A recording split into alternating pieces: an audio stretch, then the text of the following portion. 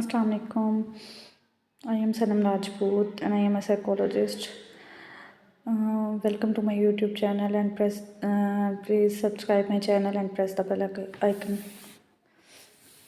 Normality and abnormality, हम normality पहले discuss कर चुके हैं। अब सेकंड हमारा जो था एबनॉर्मेलिटी, जिसको हम आज डिस्कस करने वाले हैं। एबनॉर्मेलिटी क्या है? एबनॉर्मेलिटी ये नहीं है कि आपका बिहेव जो है उसका चेंज होना। एबनॉर्मेलिटी में आपके बहुत से फैक्टर्स आ जाते हैं, जैसे आपके बायोलॉजिकल, साइकोलॉजिकल। जब आप में कोई डिजीज़ होती है तो एबनॉर्मल बिहेवियर कहा जाता है। नॉर्मल बिहेवियर इस तरह नहीं होता कि मतलब जैसे आपका बिहेवियर है यहाँ पाकिस्तान में बिहेवियर ये शो होता है लोगों का कि मतलब फुली वो होते हैं, दुपट्टे में होते हैं, शलवार कमीज़ यूज़ करते हैं, और बाहर अगर देखा जाए तो मतलब वो जीन्स में आ जाते हैं। तो ये अगर आप लोग मतलब वो आपके इधर आते हैं तो आप लोग उन्हें देखते हैं तो आप लोग उस बिहेवियर को भी एबनॉर्मल बिहेवियर नहीं कहते, क्योंकि वो उनके लिए नॉर्मल है और आपके लिए शायद वो मतलब थोड़ा सा ऑकवर्ड लगता है, लेकिन वो नॉर्मल बिहेवियर है। नॉर्मल और एबनॉर्मल बिहेवियर में होता है डिबेट का फ़र्क, यानी आपके बिहेवियर में क्या फ़र्क है। अगर आपका बिहेवियर में कोई इश्यूज़ आ रहे हैं तो आप एबनॉर्मल साइड पे जाते हैं। और इसके कॉजेज़ क्या होते हैं, इसकी कॉन्सिक्वेंसेस क्या होते हैं, इसके लिए ट्रीटमेंट क्या होता है, ये सब कुछ हम जानेंगे आगे। अगर आप एक एबनॉर्मलिटी मतलब का वो करना चाहते हैं, बिहेवियर को जानना चाहते हैं, तो आप उसकी साइकोलॉजिकल, बायोलॉजिकल हर चीज़ को वो देखेंगे। जबकि आप कुछ बिहेवियर्स को देखकर ये वो नहीं शो नहीं करा सकते कि वो एबनॉर्मल पर्सन है। अब इंडिया में लोग आपस में मिलते हैं तो अडल्ट्स को हग करना उनका नॉर्मल है, तो हमारे इधर उसको एबनॉर्मल बिहेवियर नहीं कहा जाएगा। उसको मतलब उनके लिए नॉर्मल है, हमारे लिए चाहे वो नॉर्मल नहीं है, लेकिन वो एबनॉर्मेलिटी में कभी भी नहीं आता। नेक्स्ट है हमारा द 4Ds। और जो एबनॉर्मेलिटी है उसको इन 4Ds के साथ कंपेयर किया जाता है, यानी डेविएंस, डिस्ट्रेस, डिसफंक्शन, डेंजर। डेविएंस में होता है आपके बिहेवियर्स, थॉट्स, इमोशनल जो इमोशंस जो हाईली उसमें अनयूजुअल होते हैं, उसमें आपको डेविएट करते हैं सोशल नॉर्म्स के साथ, अपने सोशल नॉर्म्स की तरफ आपका बिहेवियर, आपके ख्यालात, आपके जज्बात वो किस तरह डेविएट होते हैं। डिस्ट्रेस में होता है कि unhappiness felt by the person और अदर्स, यानी एक पर्सन अनहैप्पीनेस और डिस्ट्रेस फील करता है दूसरों के लिए। और डिसफंक्शन में हो जाता है, डिसफंक्शंस में जो होता है interference with daily functioning personal and social और प्रोफेशनल, यानी वो इंटरफेयर नहीं करता दूसरों के साथ डेली रूटीन्स में। एक पर्सनल जो शख्स होता है उसको वो सोशली और प्रोफेशनली सही से इंटरफेयर नहीं कर सकता, अपने सही से काम सर अंजाम नहीं दे सकता। ये होता है डिसफंक्शन। और जो होता है डेंजर वाली साइड पे आ जाता है, कि लोगों को नुकसान पहुंचाने वाली साइड पे आ जाता है। इसमें एबनॉर्मल शख्स की डिजीज़ इतनी बढ़ चुकी होती है कि वो दूसरों के लिए रिस्क का बायस बनता है और दूसरों को किसी भी नुकसान का बायस बन सकता है किसी भी। ये 4 चीज़ें अगर किसी भी शख्स में हों तो उसका वो एबनॉर्मेलिटी की साइड पे है। अब फैक्टर्स अंडरलाइंग एबनॉर्मल बिहेवियर्स, जो एबनॉर्मल बिहेवियर्स के हैं वो 3 फैक्टर्स हैं, बायोलॉजिकल फैक्टर्स, साइकोलॉजिकल फैक्टर्स और कल्चरल फैक्टर्स जो हैं। इसमें आप इन फैक्टर्स की वजह से आप एबनॉर्मेलिटी आप में हो सकती है। जैसे बायोलॉजिकल फैक्टर्स हैं, इसमें आपके न्यूरोट्रांसमीटर्स हैं वो इम्बैलेंस हो जाएं, यानी उनका बैलेंस ना रहे, उनके न्यूरोट्रांसमीटर में कोई भी चेंजेस आ जाएं जिसकी वजह से आप एबनॉर्मल बिहेवियर शो करते हैं। आपके हार्मोनल जो हैं एबनॉर्मेलिटीज़ वो आ जाएं, आपकी हार्मोन्स में चेंज आ जाएं, तो उसकी वजह से आप एबनॉर्मलिटी की तरफ चले जाते हैं। और जेनेटिक एंड वल्नरेबिलिटीज़, यानी जेनेटिक्स आपके पेरेंट्स की वजह से आपके जीन्स में कोई भी खराबी या कुछ भी हो जाए, यानी आपके क्रोमोसोम्स जो हैं उनमें कोई वो इशू आ जाए तो इसकी वजह से भी आपको एबनॉर्मलिटी शो कराते हैं। यानी ब्लड रिलेशन में शादियाँ करने से आपको एबनॉर्मलिटीज़ के काफ़ी चांसेस होंगे और उसमें काफ़ी बीमारियाँ आ जाती हैं, थैलेसीमिया या और भी एबनॉर्मलिटीज़ आ जाती हैं।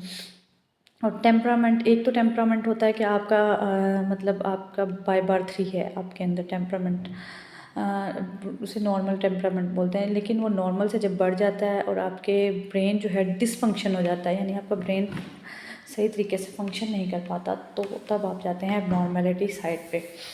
अब सेकंड है हमारा साइकोलॉजिकल फैक्टर्स।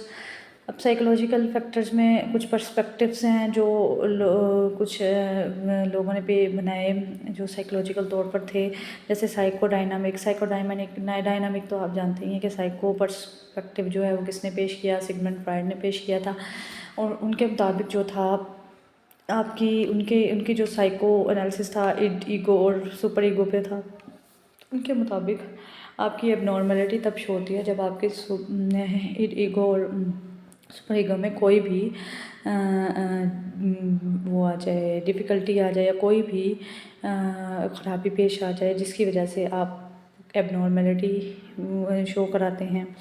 अच्छा, बिहेवियरल पर्सपेक्टिव में ये हो जाता है कि मतलब आपका बिहेवियर दूसरों के साथ किस तरह है, वो आप नॉर्मल बिहेवियर जो होता है लोगों के साथ बात करने का वो चेंज हो, और आप मतलब बिहेवियर को कैसे सरल लोगों के लिसन करते हैं, कैसे करते हैं उनके साथ बिहेवियर पेश, ये आपका वो है। इसमें जो पढ़ाया गया था क्लासिकल कंडीशनिंग, यानी उससे बिहेवियर आपका किया जा सकता है, ठीक किया जा सकता है। और तीसरा है जो हमारा कॉग्निटिव बिहेवियर पर्सपेक्टिव, यानी आपके ख्यालात, आपकी सोच, आपके दूसरों के बारे में सोचने के अंदाज़, आप किस तरह सोचते हैं, ये पर्सपेक्टिव्स हैं। उसमें तो सिर्फ आपका बिहेवियर था कि आप बिहेवियर कैसा शो कराते हैं, इसमें आपका सोचने का अंदाज़ भी, आप दूसरों के बारे में किस लिहाज से सोच रहे हैं, क्या आप दूसरों के बारे में सोच रखते हैं। और मतलब आप नॉर्मल बिहेव रखते हैं कि वो एक अगर पर्सन को आप बिना जाने बिना कुछ देखे उससे गलत कह दें, ये आपका एबनॉर्मल बिहेवियर होगा। अच्छा, नेक्स्ट है अर्ली डिप्रीवेशन। अर्ली डिप्रीवेशन में होता है कि आपके पैदाइश से पहले ही आपके अंदर जो हार्मोन्स का इशू हो जाते हैं, उनकी वजह से आपको साइकोलॉजिकल होते हैं। और फिर आपका ट्रॉमा आ जाता है, यानी कोई भी आपके साथ ट्रॉमा हो जाए तो उसकी वजह से भी आपके साइकोलॉजिकल इश्यूज़ आ जाते हैं और आप एबनॉर्मल बिहेव शो कराते हैं। इनएडिक्वेट पेरेंटिंग स्टाइल, यानी पेरेंट्स के इनएडिक्वेट स्टाइल से भी आप लोग, और मैरिटल डिस्कॉर्ड्स आ जाते हैं, इसमें मैलअडैप्टिव रिलेशंस आ जाते हैं। ये सब आपको एबनॉर्मलिटी की तरफ वो करते हैं। आगे आ गया सोशियो कल्चरल फैक्टर्स, यानी आपका सोशल लोगों के साथ किस तरह, सोसाइटी के साथ किस तरह का बिहेवियर है। हाँ, लो सोशियो इकोनॉमिक स्टेटस एम्प्लॉयमेंट, यानी आपका लो सोशियो इकोनॉमिक हो, सोसाइटी में आप बहुत लो कर रहे हों, आप किसी के साथ वो ना कर मिलना जुलना छोड़ दें, किसी के साथ बहुत बुरा बिहेव करें, तो आप एबनॉर्मलिटी की तरफ जा रहे हैं। और प्रेजुडाइज एंड डिस्क्रिमिनेशन, यानी आप तासुब से बिल्कुल डिस्क्रिम हो रहे हैं, मतलब बिल्कुल ख़त्म कर रहे हैं अपने अंदर ये जो है तासुब। इसकी वजह से आपकी एबनॉर्मलिटीज़ बढ़ती हैं। सोशल चेंजेस, यानी अनसर्टेनिटी जो आती हैं वो होते हैं बिहेवियर्स आपके सोशल चेंजेस में जो आते हैं। सोशल चेंजेस में जैसे अब प्रीवियस में हमारा हम देखें तो हमारे अचानक से जो कोरोना आ गया था तो लोगों की ये सोच थी कि वो किस तरह जाएगा, इस तरह के फैक्टर्स भी आप पे बहुत असर करते हैं। वायलेंस, यानी लड़ाई झगड़ा, वायलेंस आपको वो करता है। होमलेसनेस, यानी घर में ना रहने की वजह से भी आपका वो हो जाता है, एबनॉर्मलिटी की तरफ जाते हैं। ये सारे फैक्टर्स जो हैं वो भी आपको एबनॉर्मल बिहेवियर शो कराने में वो करते हैं। अच्छा, क्लासिफिकेशन ऑफ साइकोलॉजिकल डिसऑर्डर्स, यानी हम किसी भी चीज़ को समझने के लिए उसकी क्लासिफिकेशन करते हैं। अब साइकोलॉजिकल डिसऑर्डर्स को समझने के लिए क्लासिफिकेशन की गई है साइकोलॉजिकल डिसऑर्डर्स की कि वो किस किस तरीके से उनको समझा जा सकता है। अब अमेरिकन साइकेट्रिक एसोसिएशन एक ऑर्गेनाइजेशन है ये, जो साइकोलॉजिकल डिसऑर्डर्स को समझने में बहुत मदद की हामिल है। इसको हम APA भी बुलाते हैं, और इसका जो है इसका जो एब्रीविएशन है वो डायग्नोस्टिक, इसका जो है वो जो इसमें इस ऑर्गेनाइजेशन में जो हम यूज़ कर रहे हैं वो है DSM-5। DSM-5 जो है वो बहुत ही यूज़फुल है किसी भी डिसऑर्डर्स के बारे में पढ़ने के लिए। Diagnostic and statistical manual of mental disorders, इसका एब्रीविएशन ये है। और जो DSM-5 है, ये फर्स्ट जो इंट्रोड्यूस हुई थी वो हुई थी 1952, और फिर उसमें मज़ीद चेंजेस आते गए लोगों की सोच के मुताबिक, जेंडर्स के मुताबिक मज़ीद चेंजेस की वाइस इस DSM-5 में चेंजेस आए, तो वो 2013 में न्यू एडिशन में आई। और अब जो रिसेंट इंट्रोड्यूस हुई है DSM-5, उसमें DSM-5 TR के नाम से इंट्रोड्यूस हुई है। उसमें आपकी लोगों की सोच और जो न्यू जनरेशन है उनके मुताबिक चेंजेस किए गए हैं। यानी DSM तो हो गया diagnostic and statistical manual of mental disorders. आगे आ गया TR मतलब टेक्स्ट रिवाइज। इसमें ये चेंजेस आए हैं, ये 2022 में लॉन्च हुई है, और इसमें आप डिस्क्रिप्टिव और एलिब्रेट करते हैं डिसऑर्डर्स को। कॉजल और मैनिफेस्टेशन रिस्क फैक्टर्स होते हैं इसमें। कॉजल फैक्टर्स होते हैं, कॉजल और रिस्क फैक्टर्स इसमें होते हैं इसकी अमेरिकन एसोसिएशन में। अच्छा, नेक्स्ट है क्लासिफिकेशन ऑफ साइकोलॉजिकल डिसऑर्डर्स में एक और जो है वो है वर्ल्ड हेल्थ ऑर्गेनाइजेशन, जिसे WHO भी बोलते हैं। इसके जो वो है, इसमें ICD यूज़ होता है, इंटरनेशनल क्लासिफिकेशन ऑफ डिसीज़, यानी क्लासिफिकेशन की जाती है इंटरनेशनल तौर पर डिज़ीज़ की। इसमें जिस तरह DSM-5 में चेंज आता गया, इसमें भी ICD में भी पहले 10 था, फिर उसके बाद अब आ गया ICD-11 जो रिसेंट ही वो इंट्रोड्यूस हुई है। ICD-11 इसमें हम जो पढ़ते हैं, जो हमारे लिए यूज़फुल है, क्लिनिकल में है, मेडिकल डायग्नोसिस में है।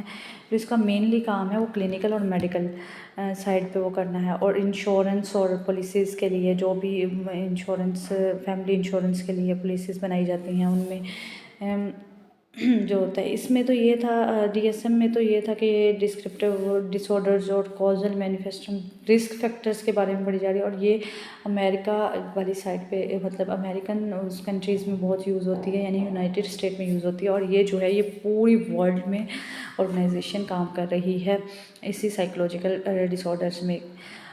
ये था हमारा आज का लेक्चर एबनॉर्मेलिटी के बारे में। अगर कोई भी मुश्किल पेश आए तो आप मुझे कमेंट्स में बता सकते हैं, मैं आपको दोबारा से बता दूँगी। और अपना ख्याल रखिएगा। अल्लाह हाफ़िज़।